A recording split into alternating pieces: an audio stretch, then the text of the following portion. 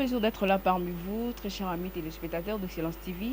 Bonjour et surtout bon week-end parce que nous sommes déjà le samedi. Et bienvenue dans notre émission ZY. Aujourd'hui, nous allons parler sur la question de la sécurité et de mœurs. Vraiment, c'est une question qui se pose et qui dérange vraiment la population congolaise. Et nous avons voulu situer ces problèmes au travers de ces deux phénomènes qui est le phénomène Kuluna et le phénomène Ujana. Aujourd'hui, je suis accompagnée de mon invité qui est juriste. Nous allons vraiment essayer de débattre sur ces deux phénomènes dont je viens de citer tantôt, le phénomène Kuluna et le phénomène Ujana. Ensemble avec le maître Némi, nous allons essayer de débattre sur ce sujet. Bonjour maître Némi. Bonjour madame, Bienvenue déjà dans notre émission. merci. Excellence TV. Et ça, vraiment, on a essayé de Royambayo parce que l'émission est bilingue. Hein. Excellence TV, on a essayé de Royambayo.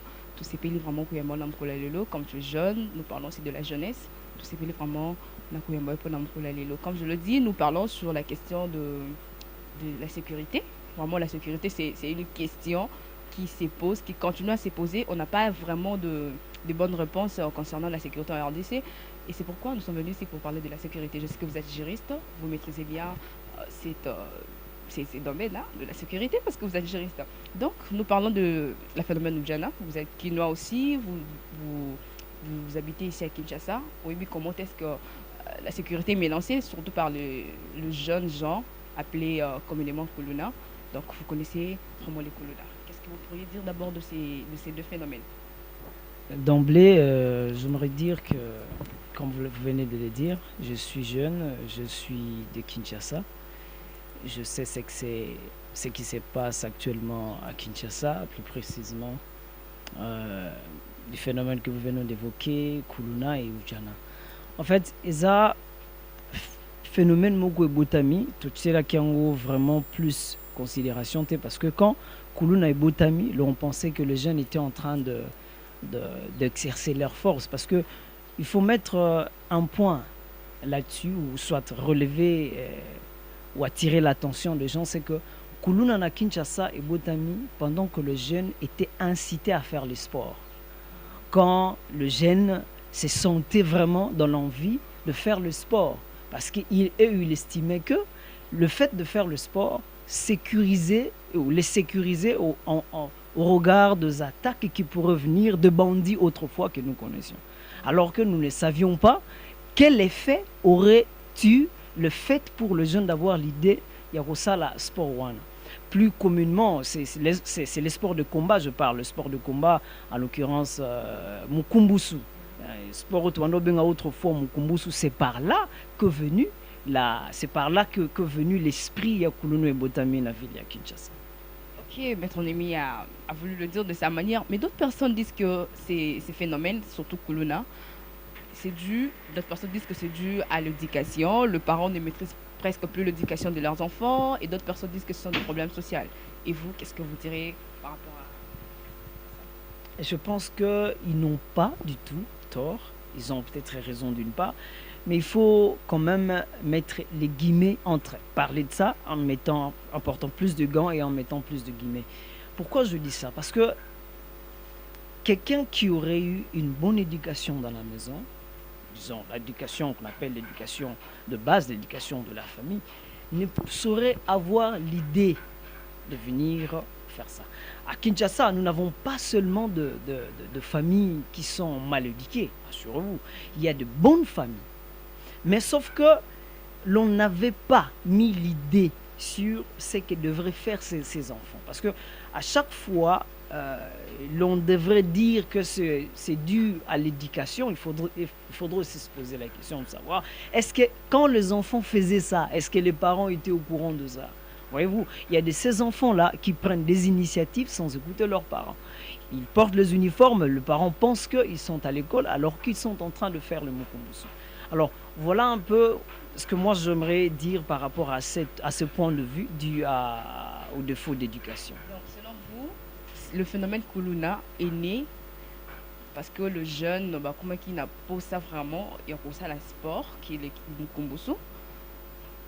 C'est ça ce que vous avez dit, non? En fait, bon, en fait, tu l'as dit de ta manière, mais ce que j'aimerais épingler, c'est quoi? C'est que le fait pour le jeune d'être assoiffé de faire ce sport de Mukumbusu, l'on ne savait pas les conséquences qui en pourront en découler. Ce n'est pas le fait de faire le sport qui a amené Kuluna, mais les conséquences qui en ont découlé. Cela veut dire je fais le sport pour devenir qui après? Voyez-vous, parce que Mukumbusu, c'est un sport qui n'est pas aussi reconnu mondialement. Les autres font le sport de combat pour devenir, par exemple,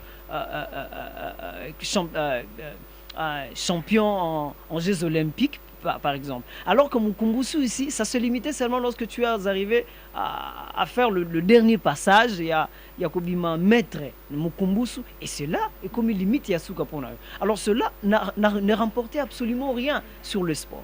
Et c'est ce qui a fait à ce que les gens se sentant bien. Moi, ben, en fait, j'ai fait le sport. Naebinde ba baraka lisheti, naebinde ba akota mutu changi. Eh bien, Nasuka memelingani. C'est ce qui a amené aux autres à s'inciter. Et plus encore, j'aimerais ajouter un point, je n'aimerais pas donner ça, la responsabilité au gouvernement congolais, mais j'aimerais seulement rappeler une chose, c'est que le gouvernement a aussi baissé les bras sur ce point. C'est ce qui est arrivé aujourd'hui. Presque impossible de gérer ces Kuluna. Ces phénomènes, Kuluna, comme vous avez dit que c'est dû à ce besoin, à cette grande envie de faire le sport. Mais ce phénomène était plus constaté dans de banlieues, comme nous le connaissons tous ces maintenant dans ma banlieue. Mais aujourd'hui, c'est partout en RDC qu'il y a des Kuluna en fait. Est-ce que ce sont ces yaya qui ont fait le sport et qui ont formé encore leurs petits? Parce qu'aujourd'hui, la plupart de ces Kuluna, ce sont de jeunes mineurs. C'est toujours En vrai dire, madame, vous n'avez pas totalement tort, vous avez raison. Il y a une chose, comme je venais de le dire au début de l'émission, c'est que comme Mukumbusu est venu,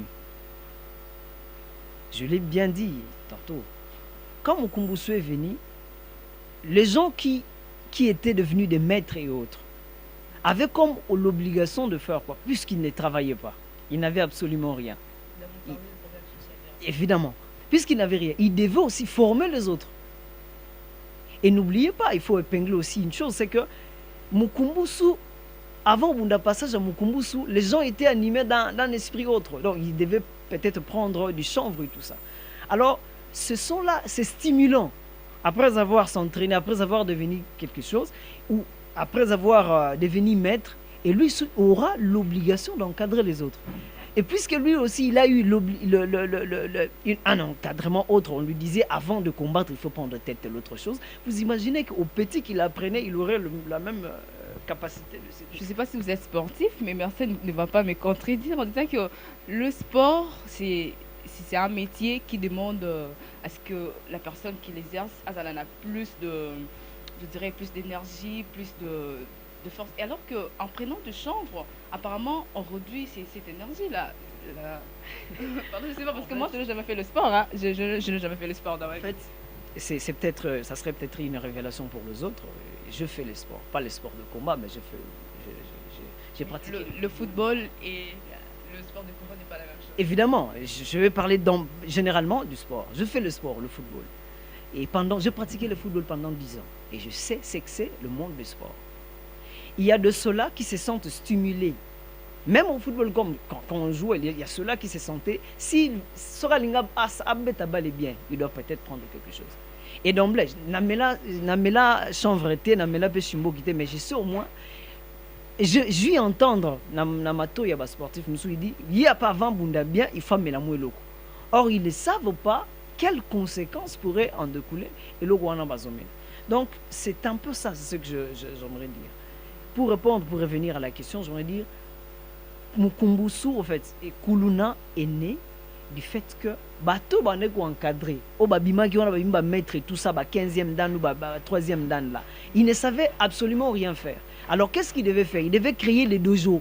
Quand il crée des dojos, il encadre les autres. Et quand il encadre les autres, ils ne savent pas de l'éducation qu'a chacun de ses enfants, et de deux, ils ne savent pas quand bazo transmettre pour quelle utilité. Voyez-vous, c'est ce qui a créé un peu amalgame après et nous avons ce phénomène. Ok, selon Maître Néhémie, le phénomène Kuluna est né dû à cette croissance de dojo, hein, si je pourrais le dire comme ça. Mais moi, j'aime le sport, hein, j'aime envoyer ma fille au sport. Là, j'ai écouté votre conseil, je ne vais plus l'envoyer. Nous parlons maintenant du MERS, parce que nous allons parler de phénomène aujourd'hui.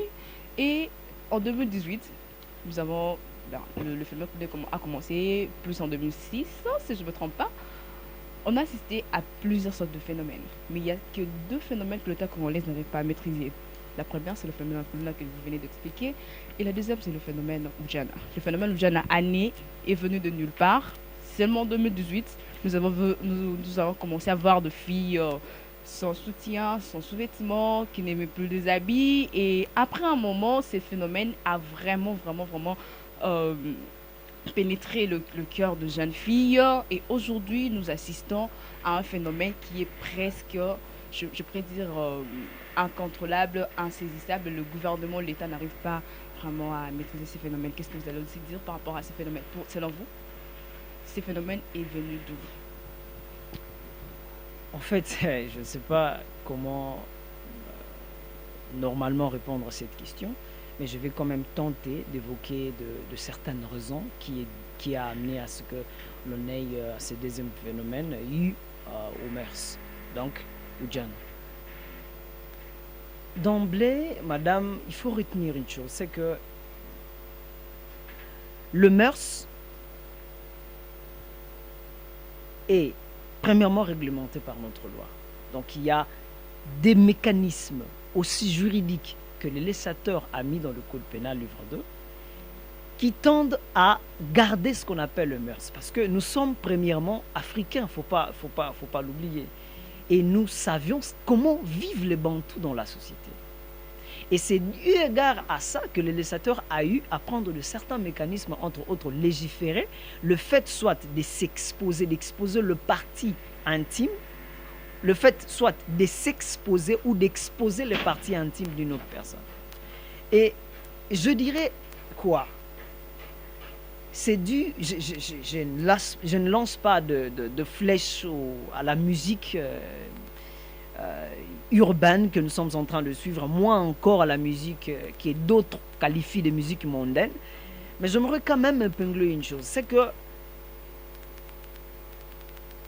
derrière chaque parole, parce que puisque la musique est dite, est faite de paroles, derrière chaque parole, il y a un esprit.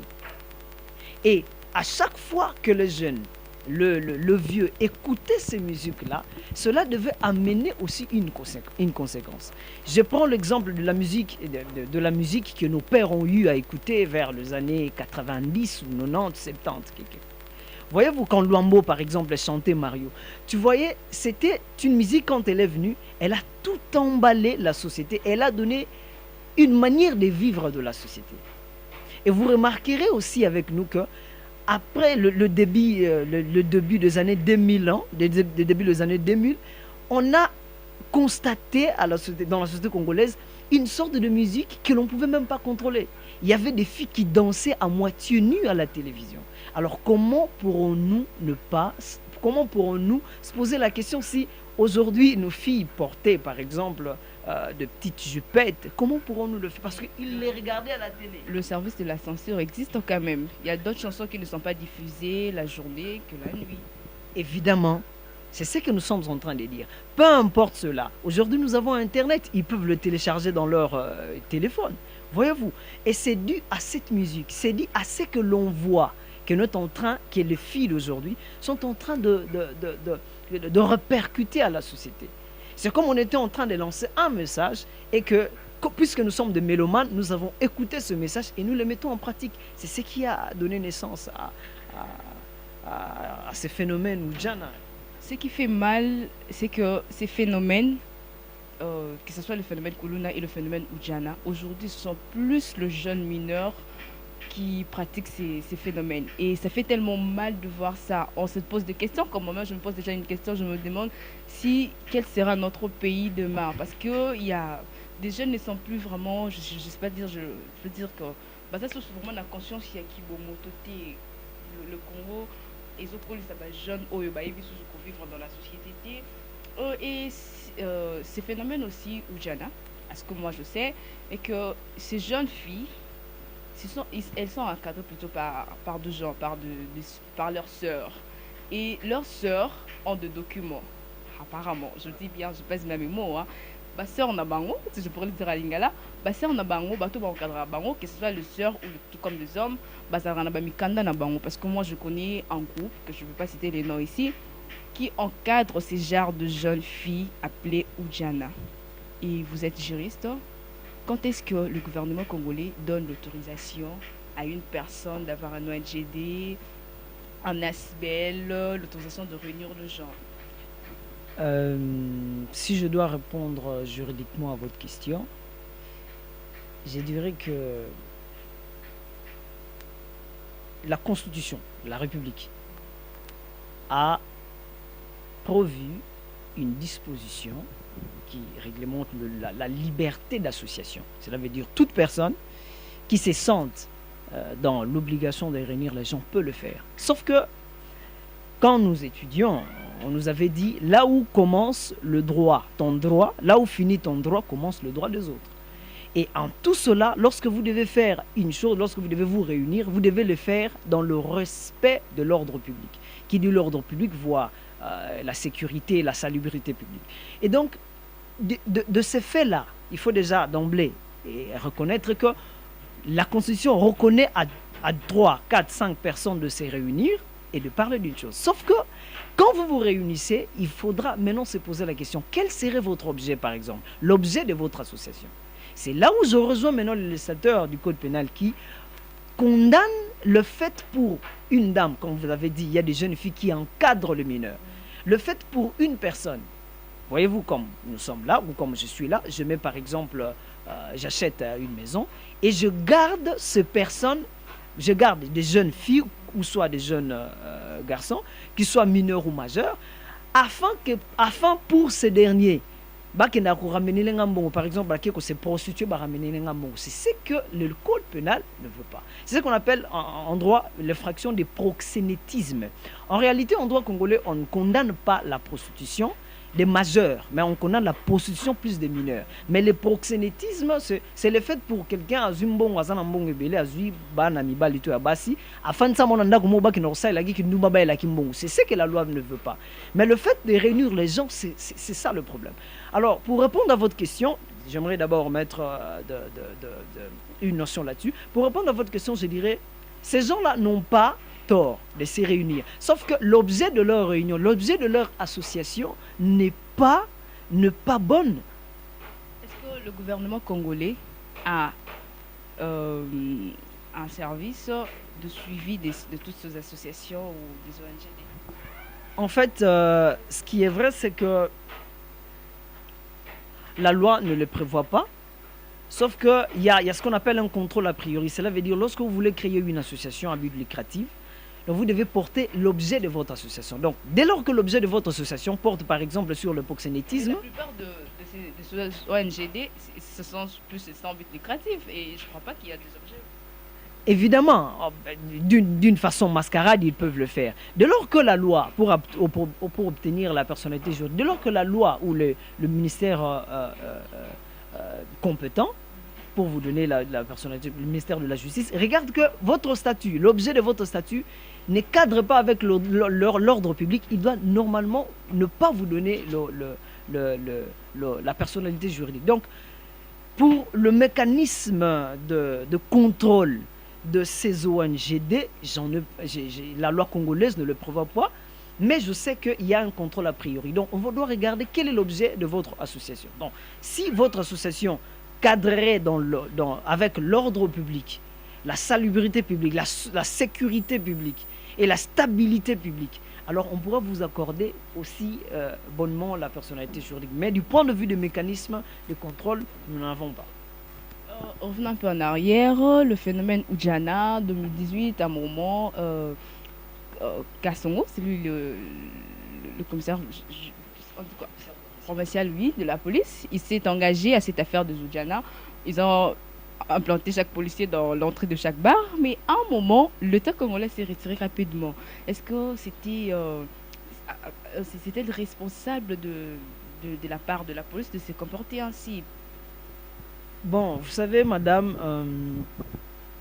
ceux qui ont fait le droit ont un peu la notion, ce qu'on appelle la, la, la, la, la police administrative. Voyez-vous? Et cette police-là, la police nationale congolaise, a peu à peu a des missions aussi bien appropriées. Entre autres, c'est de réguler, plutôt de voir la stabilité de l'ordre public, de voir plutôt la stabilité de la société, de voir si l'ordre public est troublé, il doit tout de suite descendre sur les lieux et prendre des mesures aussi bien que ça peut être les mesures préventives, afin de donner la sécurité à la population. C'est dans leur attribution, voyez-vous, que le général a envoyé le policier. Mais le phénomène n'est pas encore fini et en fait, la police est retirée. Pourquoi? Non, en fait, la police ne s'est pas retirée. Ça, il faut noter. Voyez-vous, la police ne s'est pas retirée, sauf que ceux qui suivent la télévision ont entendu le général dire que c'est, soit pas le général, mais quand on a arrêté ces gens, ces mineurs, on les a amenés devant la justice et la justice a pris des mesures.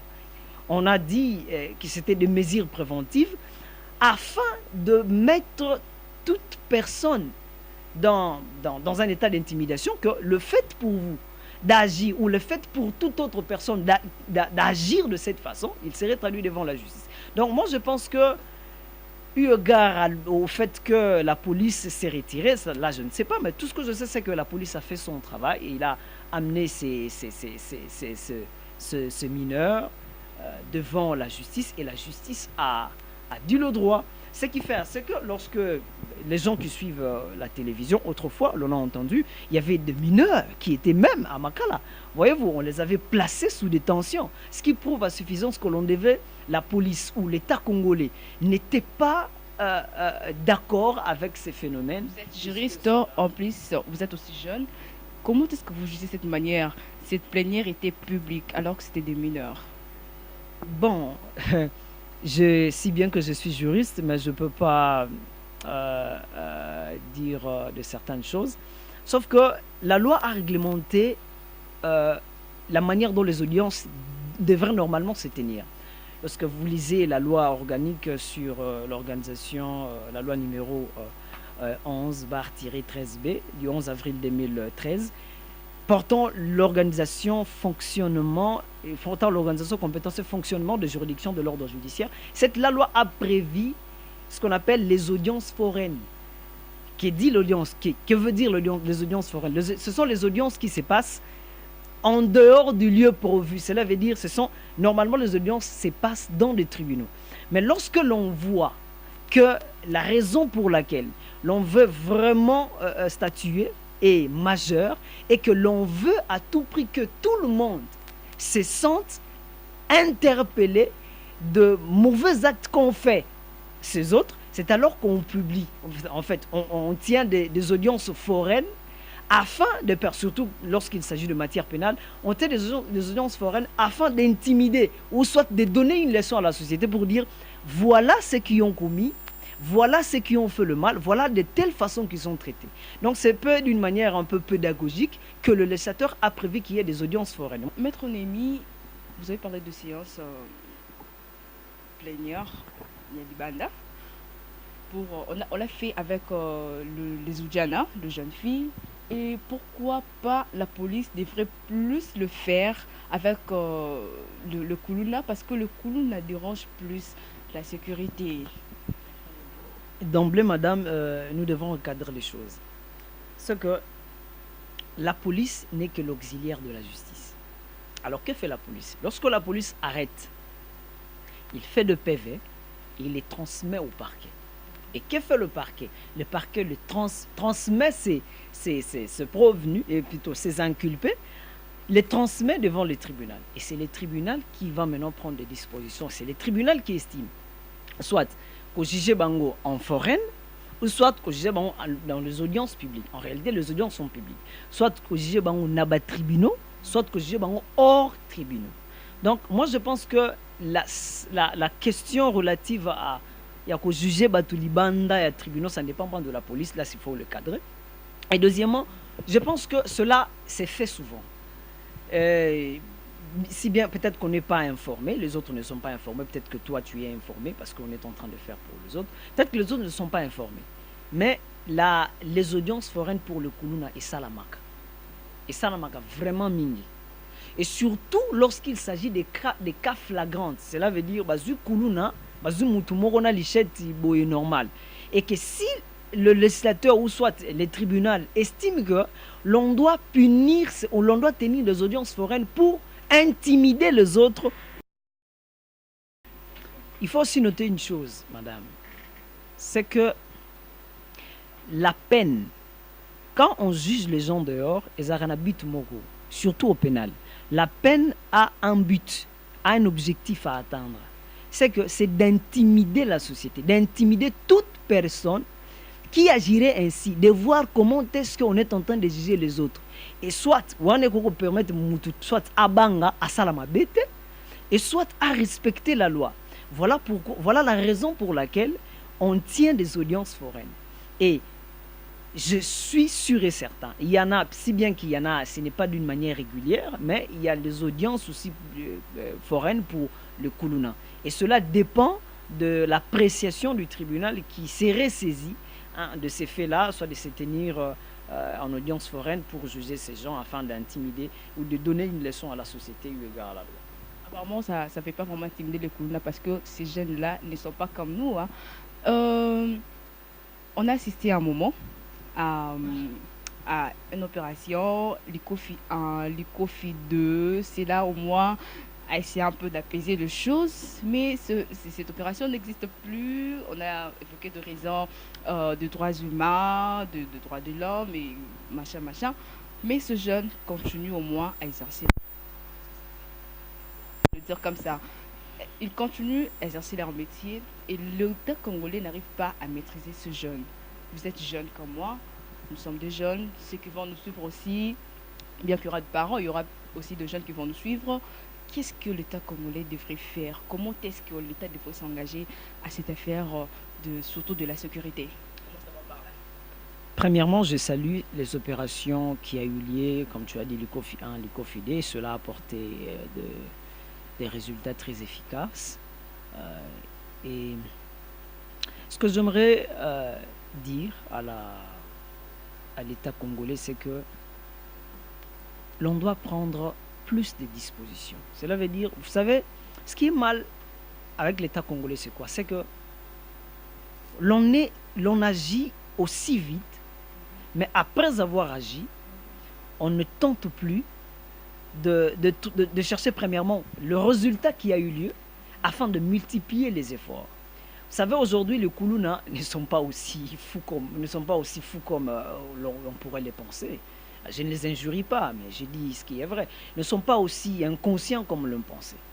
Parce qu'il y a un auteur qui a dit, en criminologie, il a dit, les criminels, avant de commettre toute infraction, tout crime, réfléchir sur comment je vais agir de A, B jusqu'à Z, comment ça va aboutir. Donc ils ne sont pas aussi moins intelligents. Donc ils savent que ce qui est le méthode telle, demain ils vont changer de méthode. Je vais entendre comment coopérer par collant. Donc cela veut dire parole soit ma fout en autres pour policier moyen karabangozat. Alors que devrions-nous faire? Que devrait faire l'État congolais? Ça veut dire de multiplier les efforts. Premièrement, j'aimerais donner une solution qui est d'ordre social. C'est que il faut qu'on applique cette technique de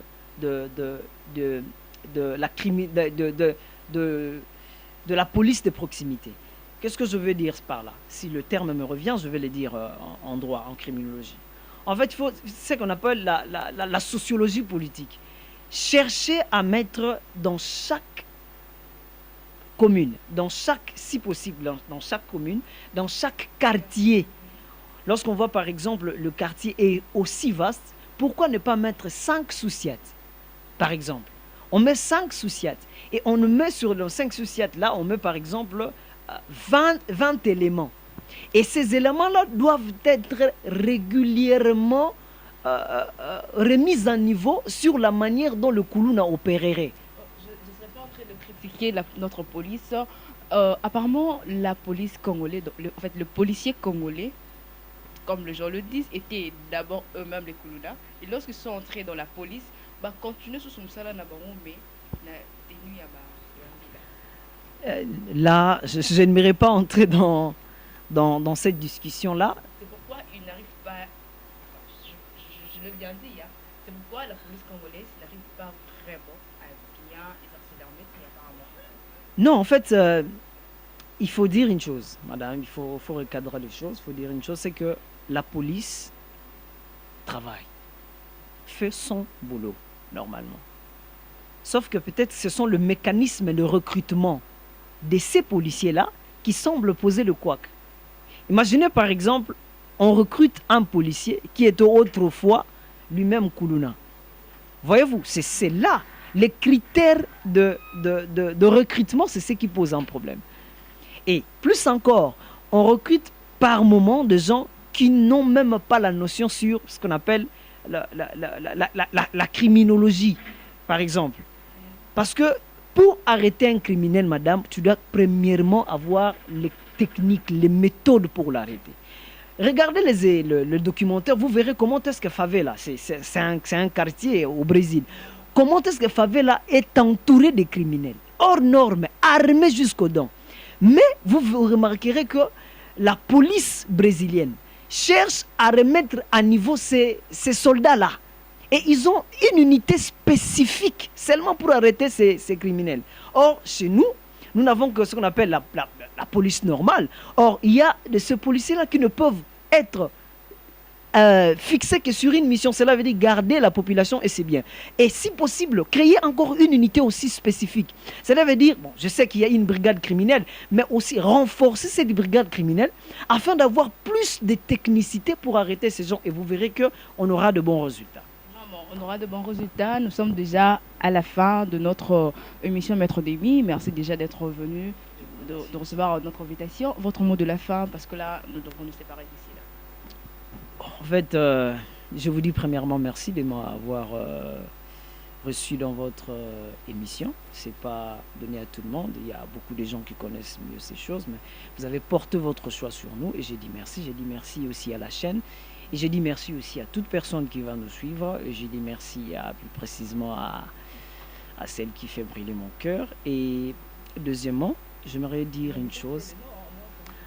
Bon, Rachel Kabouiti Kwenda Sifa, celle qui fait brûler mon cœur. J'ai dit merci à elle. J'ai dit merci à ma famille aussi, ma famille Nkanga. J'ai dit merci à tout le monde. Et deuxièmement, j'aimerais dire un mot, placer un mot juste à l'État congolais. C'est que il faut qu'on fasse les choses de manière aussi logique et de manière aussi bonne. Cela veut dire pour faire taire ces phénomènes de Koulouna et des phénomènes Oudjana, il faut réfléchir au-delà, premièrement, de ce jeune phénomène Oudjana et de ces jeunes qui sont dans le phénomène Koulouna. Qu'est-ce que je veux dire par là? Premièrement, pour le Koulouna, chercher à faire un recyclage pour le brigade criminelle. Ça veut dire chercher une unité, si possible, chercher une unité seulement spécifiée qui seront bien rivés, bien formés pour attaquer ces gens-là. Voyez-vous, ou plutôt être à la disponibilité de ces gens afin de diminuer ce phénomène. Pour Oudjana, je crois très bien qu'il faudra normalement veiller, mettre un mécanisme de surveillance sur les maisons de proxénétisme qui existent dans la ville. Ça veut dire mettre des dispositions, même des inspecteurs, pour aller vérifier ces ASBEL, ces ONG qui ont des objets qui ne cadrent pas avec l'ordre public. De ces maisons-là qui sont dans le banlieue, qui hébergent des mineurs, qui hébergent de petites filles aux fins de la prostitution. Ce que la loi ne veut pas. Alors j'aimerais seulement que le procureur de la République ainsi que les autorités de la ville y mettent vraiment un œil aussi regardant sur ces deux techniques que nous avons pu relever. Merci, Maître Noémie. Merci vraiment. Nous sommes tellement ravis de vous avoir reçu dans cette émission. C'était pour nous un plaisir vraiment. Et je dis merci à vous tous qui nous ont suivis. Continuez toujours à nous suivre. Nous sommes Excellence TV. Abonnez-vous vraiment, abonnez-vous massivement sur Excellence TV. Vous n'allez pas être dessus. De bonnes choses ne durent jamais. On aimerait encore rester avec Maître Noémie pour parler de beaucoup de choses, mais malheureusement, le temps nous fait défaut. Merci, nous dit déjà d'arrêter. Avant de quitter cette émission, je commencerai donc par remercier toute l'équipe technique qui m'a accompagné. Là, je vois Mersenne Mankanko, mon caméraman préféré, hein, Cormoran. Je vois aussi, il est assisté par Enoch, Ngimbi. Et je dis aussi merci à mon cordon, à Jump. Je vous dis merci. Et comme ça, merci aussi au grand cordon, parce qu'il y a un cordon et un grand cordon, hein, Jaf Bomb. Voilà, je te dis merci là où vous êtes. Et merci encore à ma famille, merci à ma chérie. Mais maître, vous avez dit quelque chose que je pas vraiment, je sais pas comment le dire. J'aime bien envoyer ma fille faire le sport, mais maître Némi m'a déconseillé, je ne vais plus le faire de peur que de peur que ma chérie puisse devenir, je sais pas moi quoi. Vraiment, je vous dis merci. Restez branchés sur Excellence TV, vous n'allez pas être dessus. Je suis la Grâce Walloon à Saint-Pau, parce que je n'ai pas commencé par mes présentations de hier, vous allez le voir. Merci fera l'effort de mettre mon nom. Je suis la Grâce Walloon à Saint-Pau. Restez branchés sur Excellence TV et surtout sur ZY. Ciao.